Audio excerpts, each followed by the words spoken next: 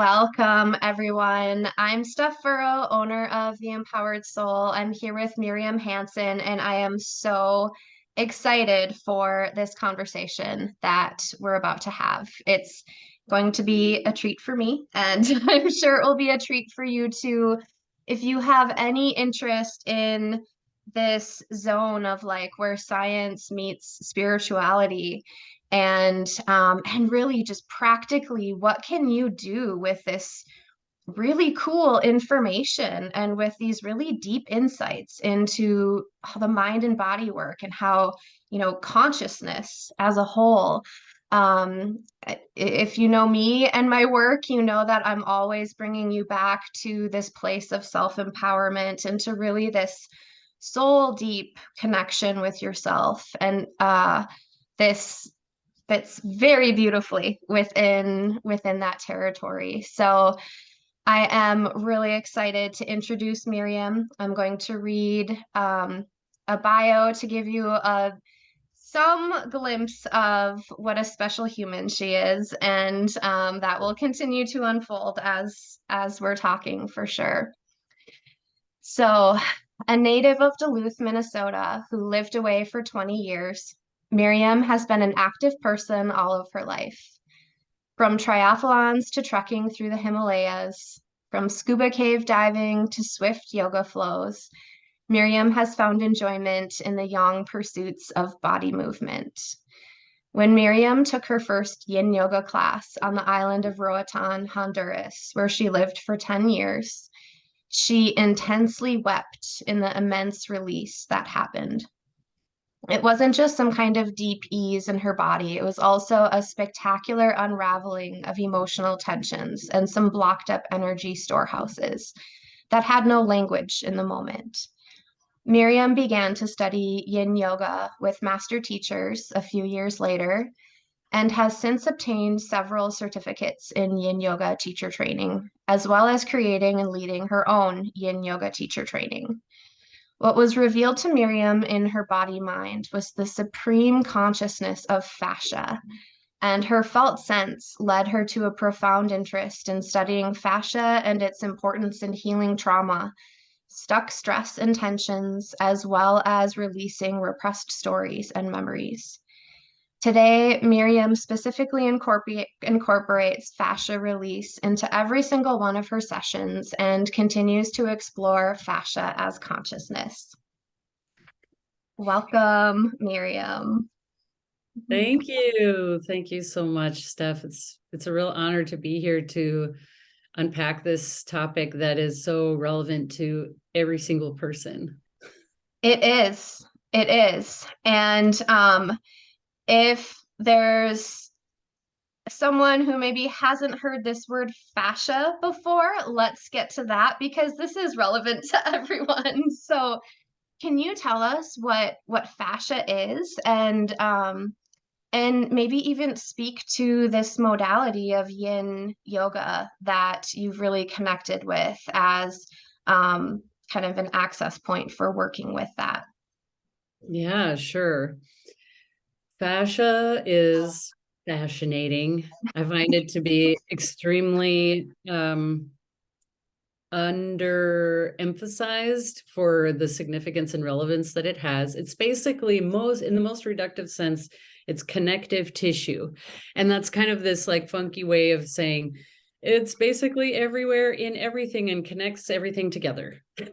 It is differentiated across the body depending on what function that it needs to have. So it's this incredible tissue that changes and shifts depending on what part of your body it's in and what it needs to be doing, supporting, and allowing to happen.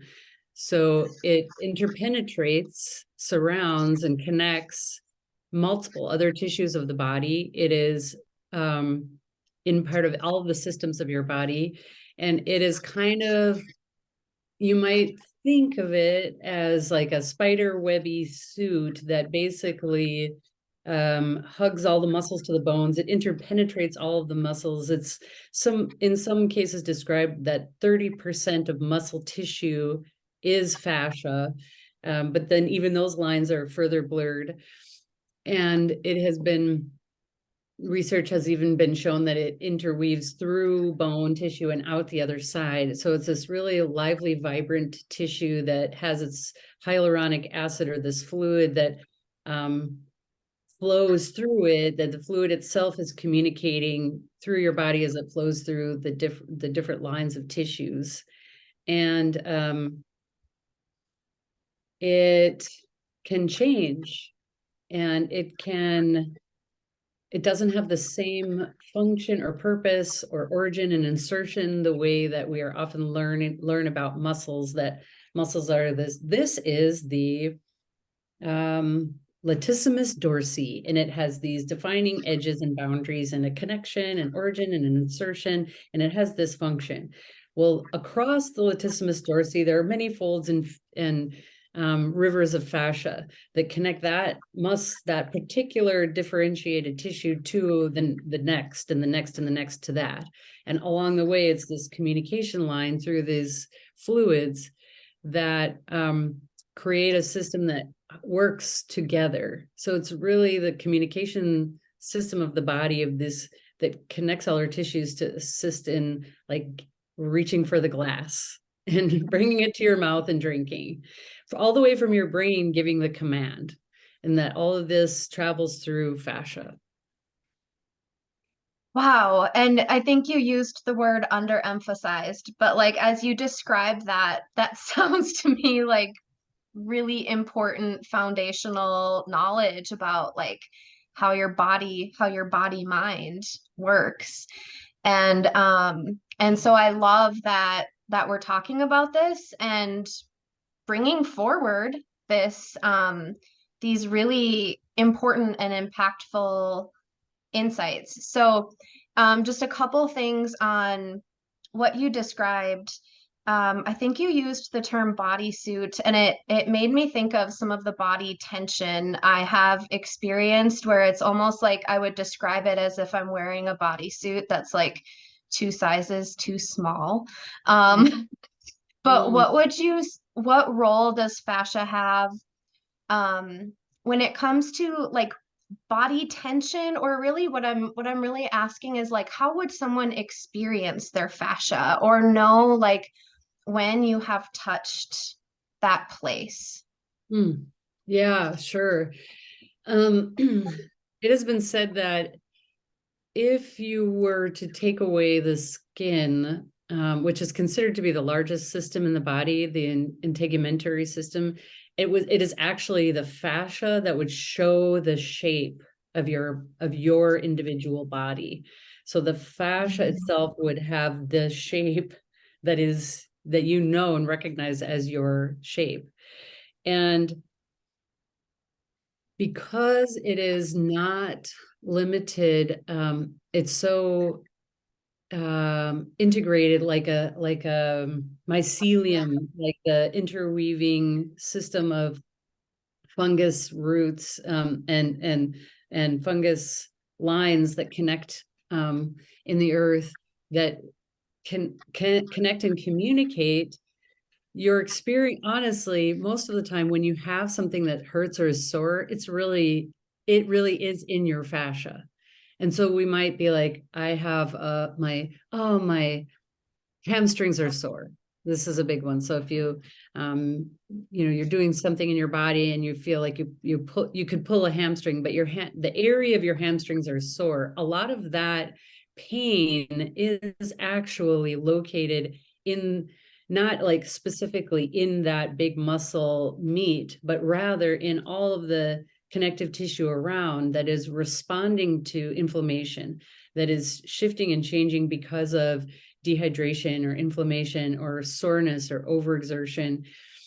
And so although we tend to think of the sensation of pain as being located in a muscle, it is actually most likely the fascia itself. And and that can be, I would say one way to recognize that and to like work with that in your own body is simply exploring like full body stretches. I think about fascia, like the manipulation or movement of fascia in your body, as having an anchor and a flag. And like planting one limb, maybe it's a foot, or maybe if you're standing, or maybe if you're on your hands and knees, it's planting one knee, and then allowing and considering another limb as offering the flag of that, to move the fascia through. And so finding one anchor and one flag, grounding to the earth, and then reaching and expanding and extending, you can get a sense, a real felt sense of that stretching and movement across multiple muscle groups. And that's your kinetic chain, where you can sense that, like, oh, by extending my fingertips, I feel a stretch in my palm. By feeling a stretch in my palm, there's a release in my wrist. By having a release in my wrist, my underarm doesn't feel so tight and restricted. And so I think the idea in recognizing and working with fascia is that it is a whole body experience, and that just like rubbing the sore area is something, because partly because your own touch, any kind of touch, is healing, and feeling like a palm and a hand on your own body is a beautiful way to like connect with sensation. But that is limiting, limiting in the sense that you're just in that one small location. But to start to move the body that's around that area, you're opening and spreading and translating sensation across different tissues and moving it through. So you are speaking to why I think it is so powerful to be in your presence in a yin class, for example. I think back to when I first started taking yin yoga classes with you, and it did not take long to recognize, like, whoa, this is way more than, you know, cool, I went to a yoga class. Like, it's way more than that. And yin yoga is so gentle and so slow that it was almost counterintuitive to me that I was experiencing um the degree of like release and even like emotional freedom that I felt walking out of that room, like $1,000,000, no matter how I came in. So can you like demystify that a little bit? Like, how can such a seemingly subtle practice create such powerful results when you are working at this level?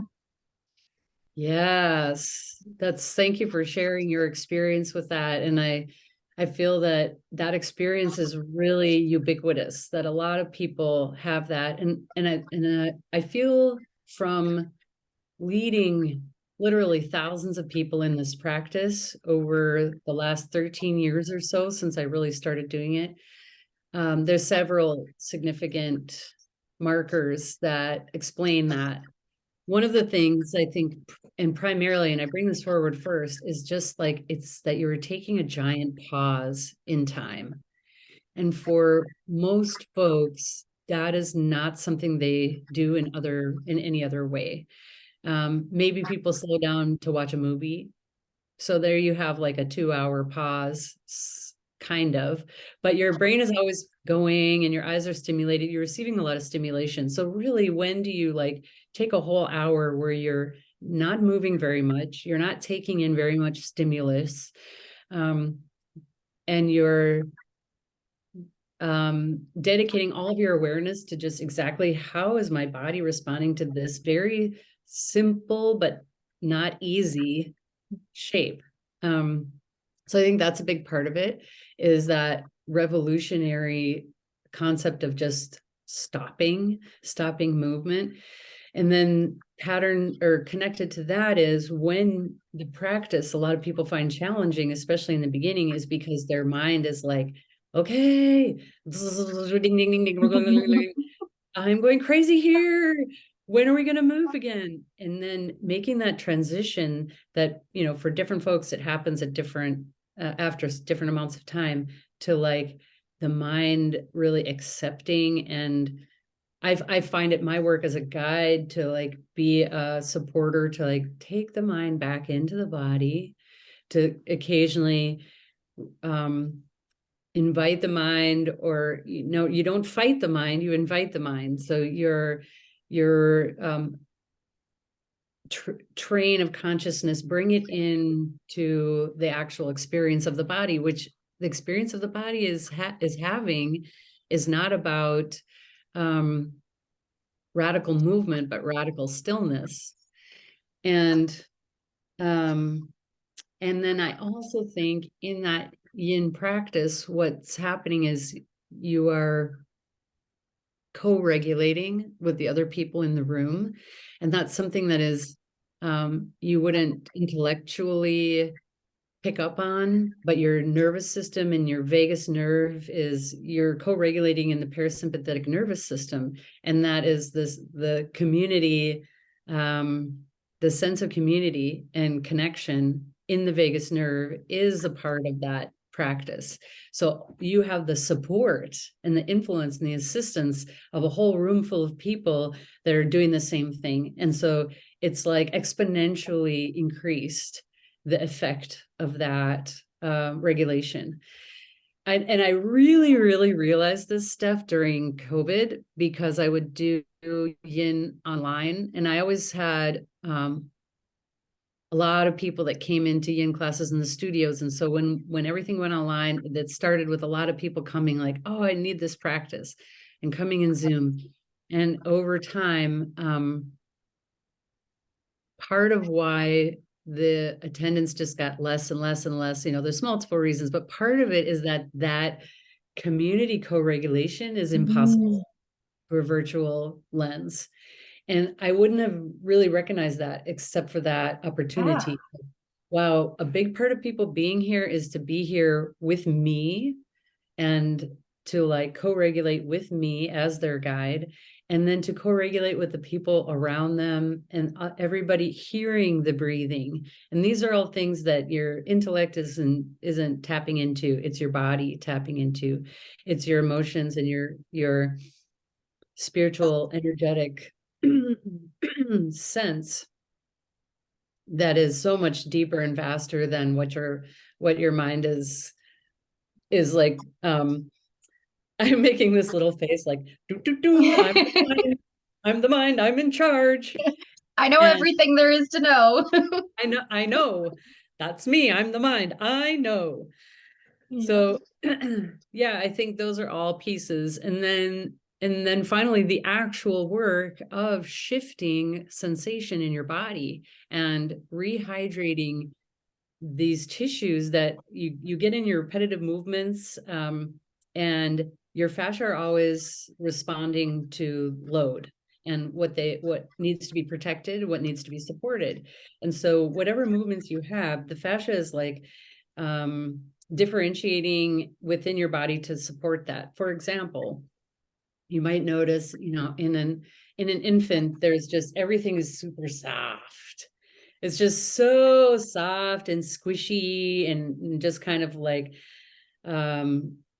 not, you don't feel, all the fascia is just this vibrant, lit up kind of, hasn't really organized itself to movement yet, as opposed to the Birkebeiner is coming up next weekend. So all these folks that do the cross country ski 50K ski race, they skate ski, and they need a lot of support in what we call the IT band on the outside of their leg.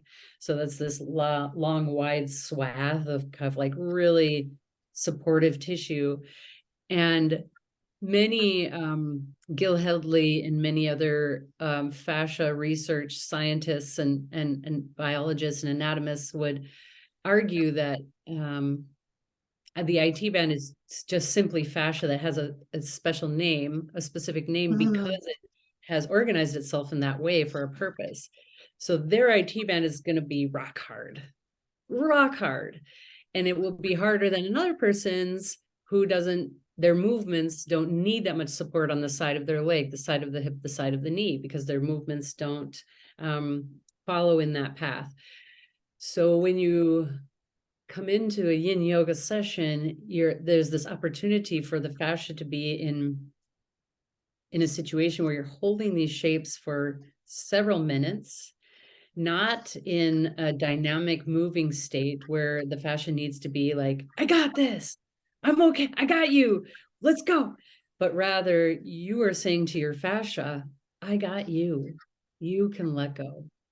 And you can really, your muscles are not flexing, the bones are supported with some kind of, maybe some props, or just in a shape that doesn't strain your joints.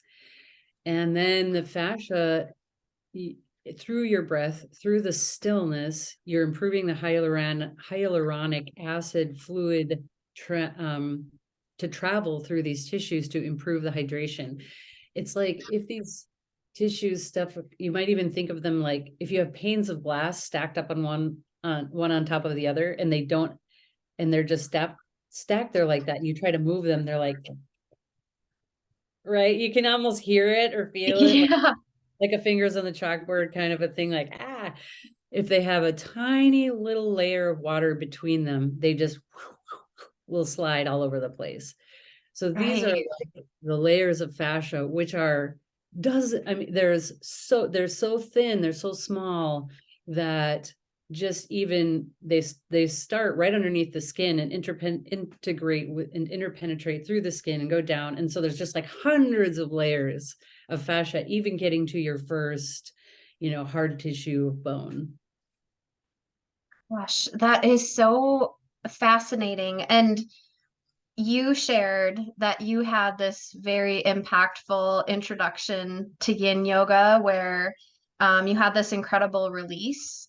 And I'm sure in your years of teaching, you have seen this play Mhm. out over and over in your students as well. Can you describe what is happening? Like what is happening when that happens? And so what we're really getting into is like we've all heard about the mind body connection and understand that there is a connection, but this, I think it really can challenge us to like um, widen that perspective or deepen that perspective to understand that there's real living energy and emotion that can be touched and released with this kind of work. So can you describe like, yeah, what was happening for you when you had this big release and any other observations since then in as you've deepened your practice and your work? Yeah, for sure. And like I said, with the enormous volume of people, I have really learned, and I'm grateful to participants for being the teachers that they have been for me, and that I'm basically like sharing what I learn from those who choose to come and participate. And I think for me, in that experience that I had, I was really, really used to challenging to being in charge of challenging my body to be stronger, to do things I hadn't done before, working on it, training for a triathlon is so arduous, and you have different disciplines, and you have to learn the strategies and the techniques and the muscle memory and the building the muscle groups to do those, then to be in, even in, practicing yoga asana, where you're doing a complicated yoga flow, you're moving your joints and muscles through space. In the yin practice, it was like I had absolutely no control, or I wasn't creating or organizing the sensation I was having. It was something that was it did truly felt like it was unfolding to me, for me, and not that I was organizing, like, I want my quads to be stronger, I'm going to do squats and strengthen my glutes and strengthen my quads. Here I was in this shape, and I even remember the shape that it was, and I just felt the sensation I was feeling. I didn't know why they were there in the particular location in my body, and it felt like an unraveling, like a physical, like there was something that was tangled and twisted, that was just releasing. And in that releasing, this is where it gets into the language. There isn't effective language for that fact that it wasn't just the tissues that were holding there. It was that tissue had been holding all this time, that those tissues were tight like that. And in that was there's emotion in your body, your whole being, and that in that release, something else was released, some other storehouse or holding place of emotion. And I had no control over it. It was not controllable. So it was so deeper and beyond my intellect, my capacity to manage. And in yoga, we say in the second sutra of the Yoga Sutras of Patanjali is the text that accompanies a yoga practice. And the very, very second sutra just tells us what yoga is. And it says, yoga's chitta vritti nirodha. And it's telling us that yoga is the intentional untangling of all distortions in our stormy nature, like all distortions of your personal energy field. And that's what where fascia and consciousness, and in yoga, we talk about chitta as consciousness, that not only do you have distortions in your consciousness, that those are your projections of how you perceive the world, that is not what it is, but how you perceive it. And that happens in our fascia too, that there are these places that are holding on. Like you might have a chronic injury at one point. For example, I got tumbled up in a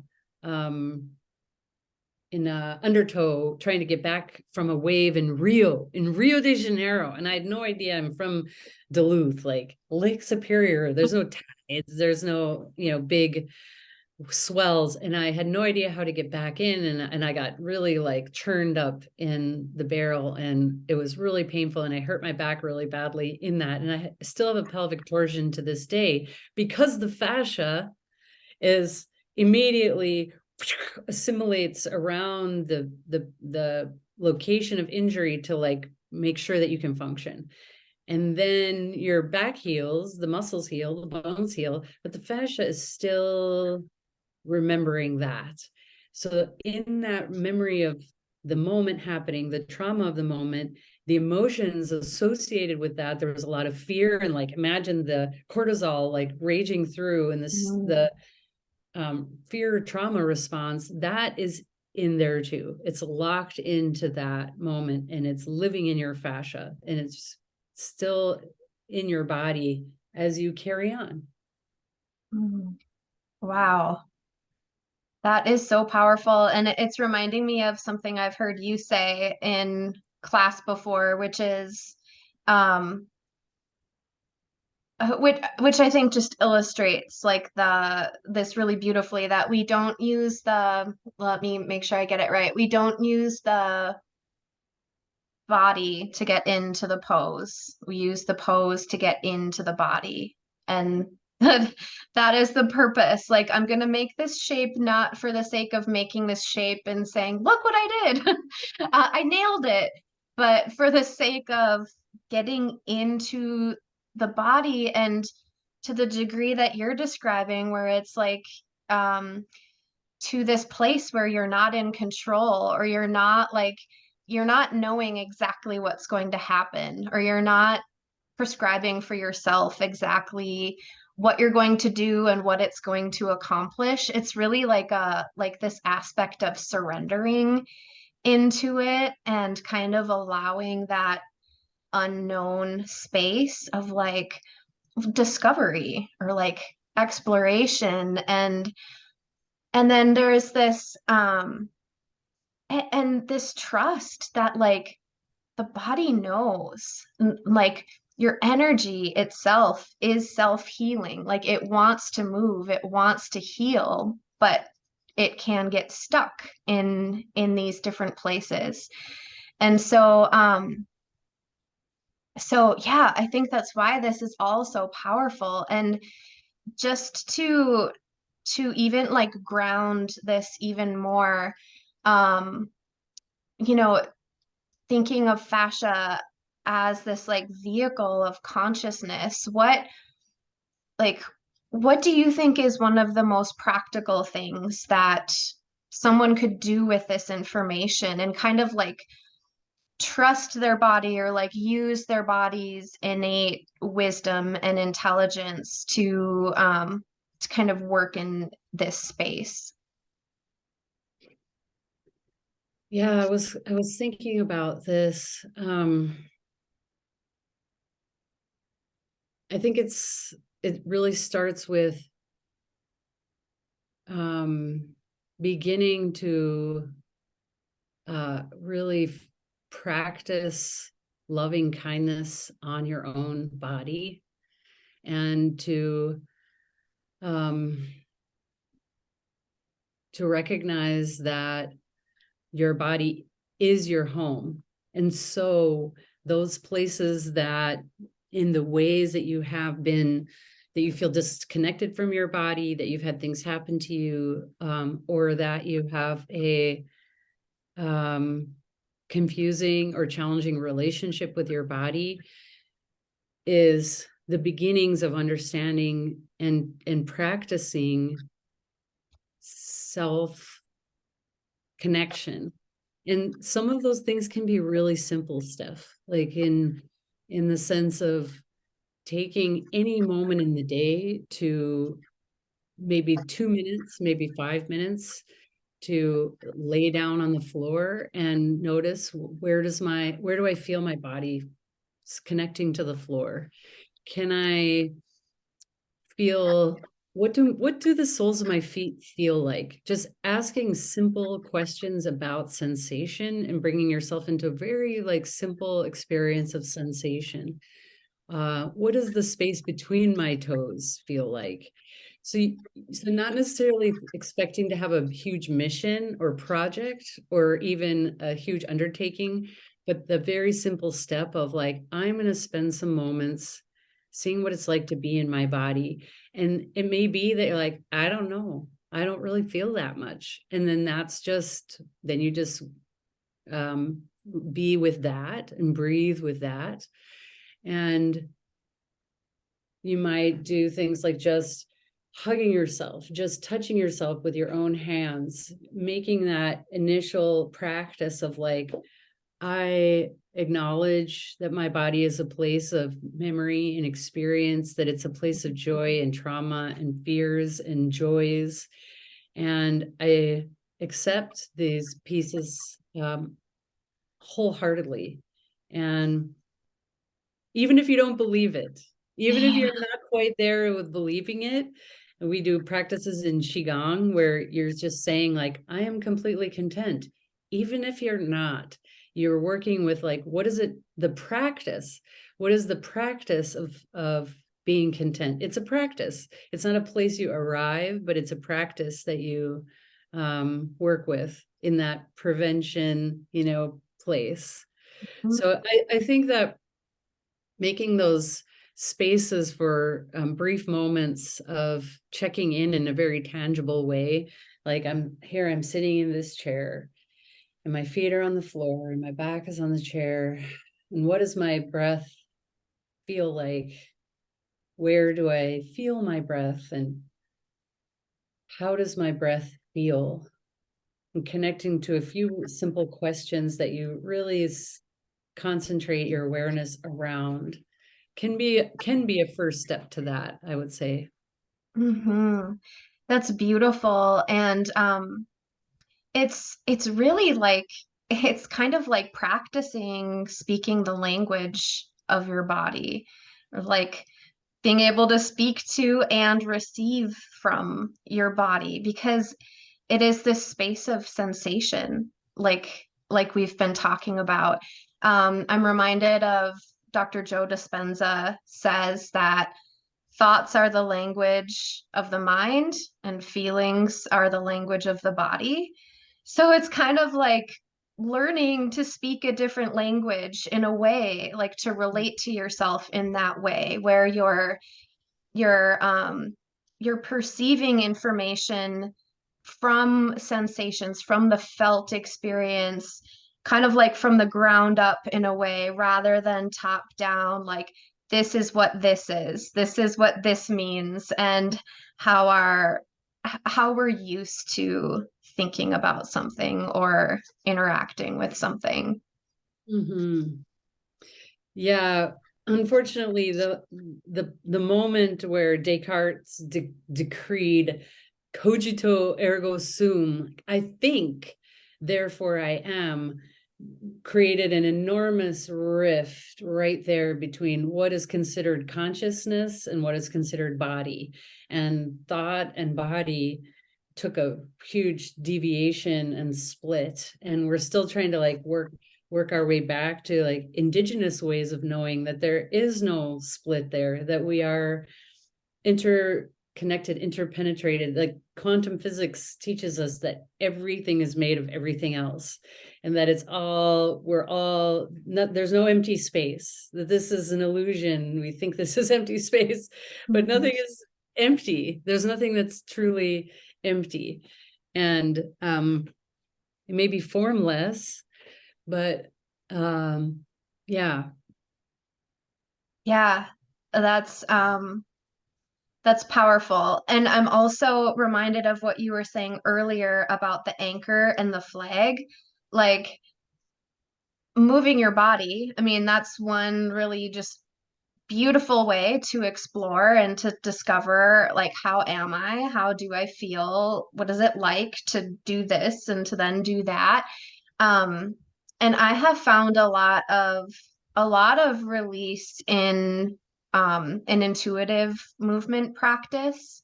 And just which I will say was very difficult for me to get into because I have traditionally been the kind of person who, like, I want to do it right.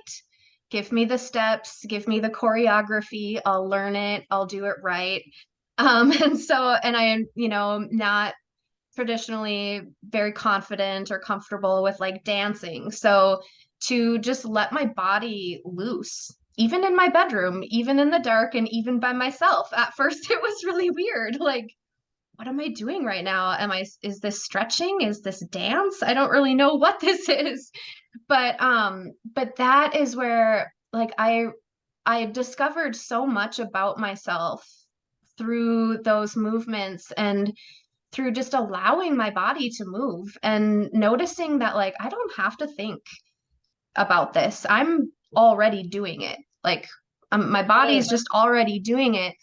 But what I love about the anchor and the flag is for someone who is like, yeah, I don't, what am I supposed to do? Just stand here, you know?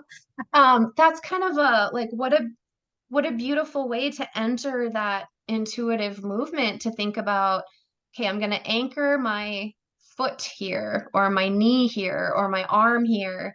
And now I'm going to let everything else kind of explore and stretch and move and like find my flag, you know? Yeah. Um, yeah, that I'm excited about that. I'm sure I'm going to play with that a little bit in my own practice too. That's so great. And I love how you talk about that intuitive movement and how foreign it feels, like the same way that it's like a language, a foreign language that we're like have a sense of kind of, but don't feel fluent in. Mm, Um, and I think one thing that I created a fascia freeing flow. And what I do in this class, it's a yoga class, and people are really disoriented in the beginning because they're familiar with yoga asana and they know the moves. And then I start doing things way outside of the plane of motion that they're familiar with. And the one thing that I like to do is take a typical sun salutation, and many folks are familiar with a sun salutation more or less. And then we do it as a fascia freeing sun salutation. And like it takes 5 times as long. And as you're in one shape of it, even just the first shape, you're standing and you raise your arms overhead, you actually stay there and then listen, like, oh wait, that shoulder wants to reach a little more, and suddenly one arm is reaching up a little higher, and then you feel like oh, maybe my chin wants to come down a little bit. And then, oh no, my hip kind of wants to push back and my spine wants to roll over to the side. And so even in the standing shape, the upward salute, suddenly you're 6 breaths in and discovering sensation. So for some folks, I feel like having a shape might be helpful.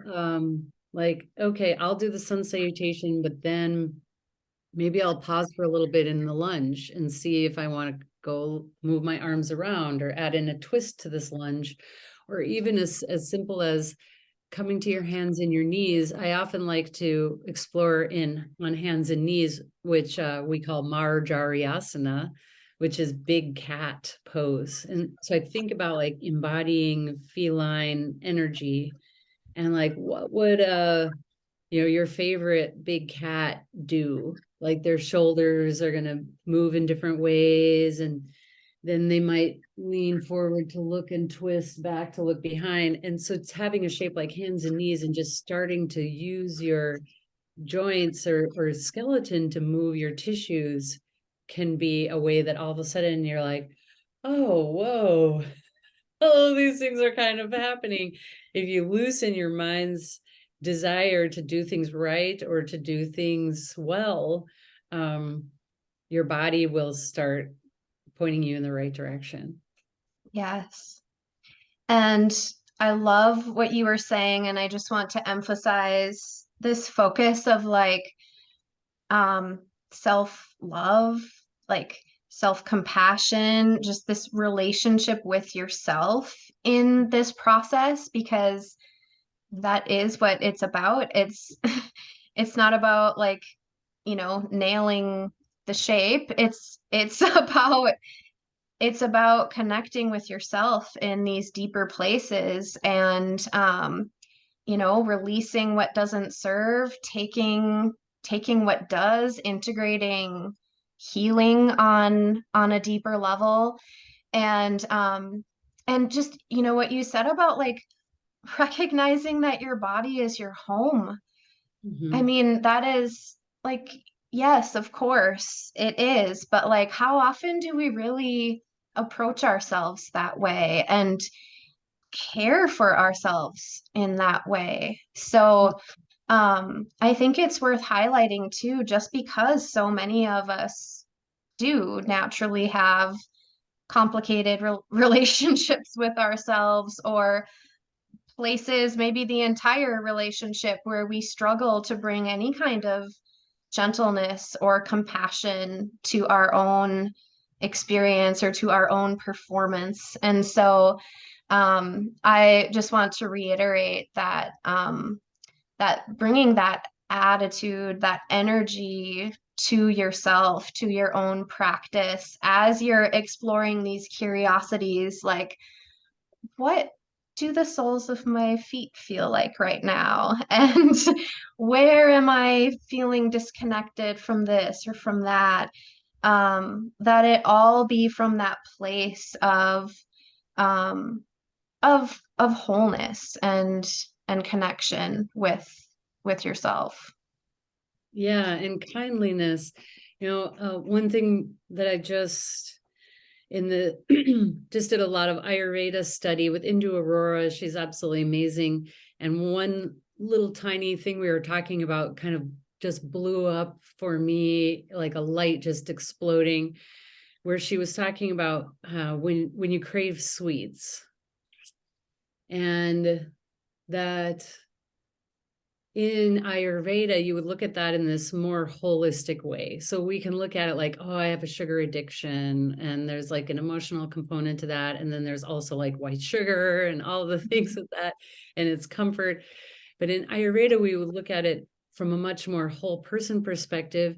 And we would say, well, it's your body letting you know that you need some sweetness, in your life.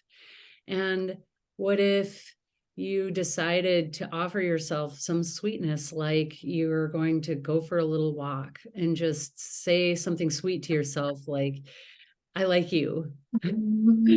or take a bath or something, even if you don't have very much time, something gentle, something kind, or do your favorite thing, give yourself a opportunity to do your favorite thing, and see how that serves that craving, that perhaps we can approach that perspective in a kind way, like, oh, my body is letting me know I need some more sweetness. I love that. I Yeah. love that. And it's information and it's a relationship and it's as opposed to that like I know what's going on, I'm in control, I'm gonna make it all happen. It's just a shift to like recognizing like you've already got it all and you can like you can rest in it and it's kind of like accepting your wholeness really on a Yeah. level. Yeah, because what we can do these elaborate negotiations, like, okay, I'm gonna like substitute this type of sugar that I use so I can still, or no, I'm gonna deny myself this urge because this urge shows weakness of will and all these other things, but it is stopping to like trust that you can have a less linear perspective on and your body mind relationship. And so it's like, oh, sweetness, I want sweetness. And I'm going to take that out of a supplication of just eating something. I could do that. And you could do that too. But you can also say, I want to try looking at this and addressing this without judgment, without shame, without deciding or thinking that I'm have I have a problem with my body's um you know urges, but rather that, yeah, my body's communicating to me and I will listen and take that in a whole person, whole, like you say, in a whole being way. Hmm. It's kind of like getting away from the story. Like you talked about this, the stories that are held in the fascia. It's like getting away from the story of sugar and my relationship with sugar. But and it's just, but in this now moment, sweetness. What kind of sweetness um do I desire right now in this moment? Like all stories aside about what it's been before or what it could be or should be. And it's, yeah, just kind of, it's like this breathing relationship with yourself. Yeah, or what you have believed to be true because someone else told you. Yeah. So that a concept of um like, oh, that story is not only your own past and your own experience, but the complicated intersection of also what you read and what's going past in your scrolling feed and the experiences of others. And sometimes you can get easily lost in intellectually deciding which of those stories you actually are choosing, and you may not even realize you're choosing the story. And in some cases you can rewrite that by recognizing that, by repairing your fractured sense of self, and that, like, not being punitive but being curious. Hmm. It's like we're really touching on like ancient wisdom as well, like the wisdom that is so counterintuitive that like slowing down is the fastest way to get there, that like yielding and surrendering is more powerful than force um Yeah. and and you also weave that kind of ancient wisdom beautifully into your um, yoga practices as well. And it's all so powerful because it's like bringing us back to this core where we have what we need within us and like this recognition that we have access to that within us when like haven't we been trained otherwise our entire lives to look elsewhere for the answer, to look to someone else, to look to Google or whatever it is. But like this retraining or maybe unlearning of all of that and coming back to like it's all within, and this work that looks seemingly slow or passive or maybe too subtle is really the stuff that's unlocking these deeper places of like wisdom and healing and knowledge. Absolutely. Mm. Ah, could talk about this for hours. But I want to help people know how they can connect with you, Miriam. I'm sure a lot of people like me have been like have had their interest piqued and have been intrigued and want to hear more from you specifically. So how can people find you or experience you in some of these capacities? Thank you. Yeah. Well, I love getting emails and emailing folks this good old fashioned email. And so if anybody ever wants to just reach out directly, they can absolutely email me. Should I just say my email address? Like, Say um, it, and I'll also include it in the description. Yeah. okay. Well, it's my name with my middle initial in the middle. So it's Miriam R. Hanson with an O at Gmail. And I also can be found on Instagram at Miri Beach. I'm also on Facebook, but not active enough to really, that's not really the greatest platform. And I'd love to share that I do lead yin yoga sessions in Duluth. I am the director of operations at Svelya Yoga, and we do some really great work with releasing trauma through yoga, with working with the fascia. There are many talented guides at that studio, absolutely amazing. And I lead a couple of sessions, about one session a month on Thursdays there. That's a yin yoga with live music with different partners that I have with that. I also lead yin at Movo Studio currently a few times a month also. So you can find me at Movo Studio.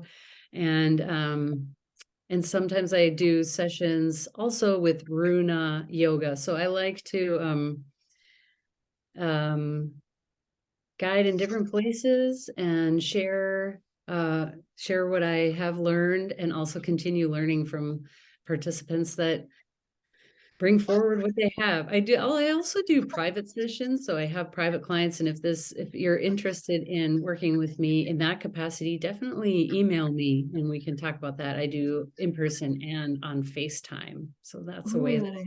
work with folks one-on-one.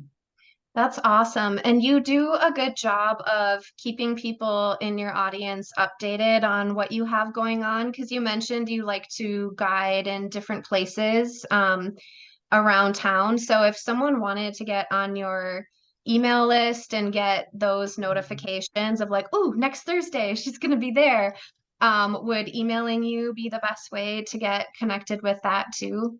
Yes, exactly. So I do Awesome. send out periodic. It's usually about once a month or so. It's not often, and I'll kind of compile different offerings that I have all together. So it's not going to barrage your inbox or anything like that. And that would be the Miriam R. Hanson at Gmail. Yeah. Awesome. We will make sure people have that info in the description. And I encourage you, if you've had any if you feel any pull, to go ahead and email her. She is as approachable as she seems. I did that myself as well early on, where I'm like, you're reading from this book during your classes, and like I can't get these words out of my being. What is the book? I must be reading it for myself. And you shared that with me, and I it's still one of my favorite pieces to reference. So yes, I can see some beautiful connections being made here, and just encourage our listeners too to really just sit with this information a little bit and let it like kind of take that experience of pausing for a moment without the agenda and without knowing exactly what's going to happen next, but just see what comes up for you as you let some of this, it's like deep and wide stuff as you let it settle within your own being and maybe play with some of those curiosities of exploring the sensations that come up for you. Knowing you can reach out to Miriam. I'm here for you as well. And yeah, thank you for joining us for this conversation. And thank you, Miriam, so much for sharing your beautiful wisdom and perspective with us. Oh, thank you so much. The privilege to offer this is only makes sense with those who are willing to listen. And that's the gift that's being offered. So thank you so much. Thank you. Namaste. Namaste.